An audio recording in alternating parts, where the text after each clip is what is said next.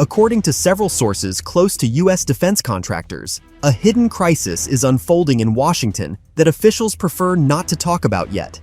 It concerns rare earth minerals, a strategic resource without which the production of modern radars, guidance systems, aircraft engines, missiles, and even microchips for the latest F-35 fighters is impossible.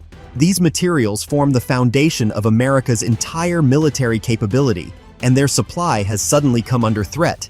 According to Defense News, several major American private contractors, including Raytheon, Lockheed Martin, and Northrop Grumman, have in recent weeks begun receiving mysterious refusals from Chinese suppliers for purchases of neodymium, praseodymium, and terbium oxides, critically important elements for military electronics.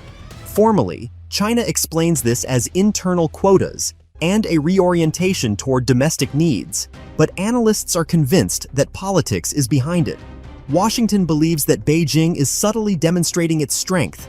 Despite the apparent warming of relations between the United States and China following recent talks between Trump and Xi Jinping, Beijing is sending a signal. Whoever controls rare earth resources controls global security. According to Bloomberg intelligence analysts, China controls more than 70% of global extraction and nearly 90% of processing of rare earth metals. Without these elements, no modern communications satellite, laser sight, or rocket-class engine can function. And now this flow has begun to dry up.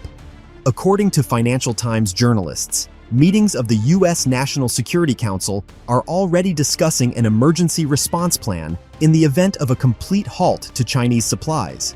In one internal Pentagon document obtained by insiders, it is stated directly that if the current trend continues, the defense materials supply chain could be disrupted within 6 to 8 weeks.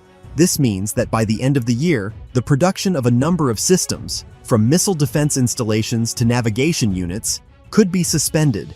For the Pentagon, this is not just a technical issue, but a potential catastrophe. Experts from the Rand Corporation note that the rare earth minerals crisis has become for the United States what the energy crisis of the 1970s was for Europe. Only now, the dependence is not on oil, but on technology.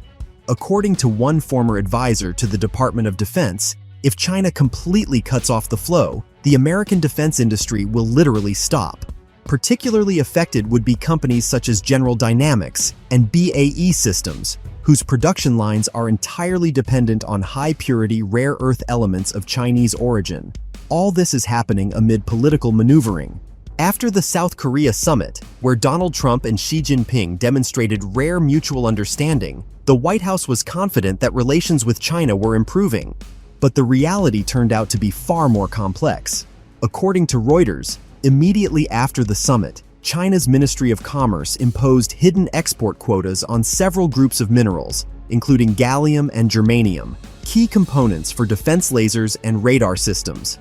China officially stated that these measures were aimed at protecting national interests, but American analysts see them as a targeted response to the strengthening of U.S. technological sanctions. According to Politico sources, internal White House analytical reports warn that Beijing is using rare earth resources as a pressure tool.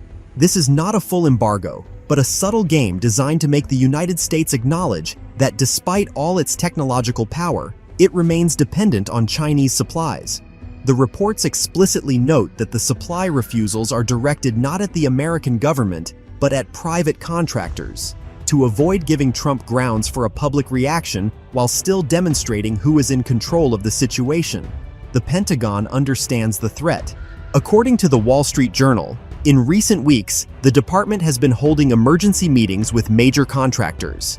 Options are being considered to redirect supplies to Australia, Canada, and even Vietnam. However, experts note that this cannot be achieved in the short term. China has spent decades building a supply chain from extraction to processing, and it cannot be replaced in a matter of months.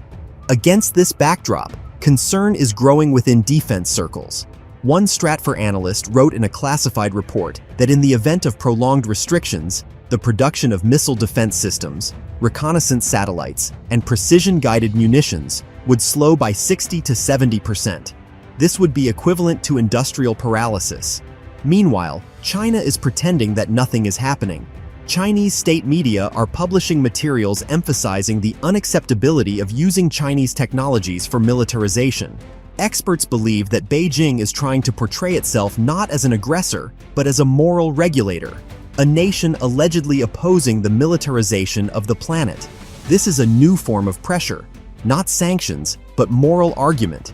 For Washington, the situation is extremely delicate. According to sources within the administration, Donald Trump is fully aware of all the details, but prefers to remain silent for now. Escalation at this point would mean acknowledging that China is gaining the upper hand. After successful negotiations and signed memorandums, Trump does not want to appear defeated. However, behind the scenes at the White House, a response is already being prepared. Bloomberg reports that the administration is developing a package of countermeasures that includes temporary tariffs on Chinese components, additional subsidies for American companies, and even restrictions on Chinese corporations' access to dual-use technologies. Some experts are calling this the beginning of a mineral Cold War. The United States and China have entered a new era of confrontation where the main weapon is not a missile, but a rare earth metal. In recent months, Beijing has realized that by controlling exports alone, it can shake the entire American defense system.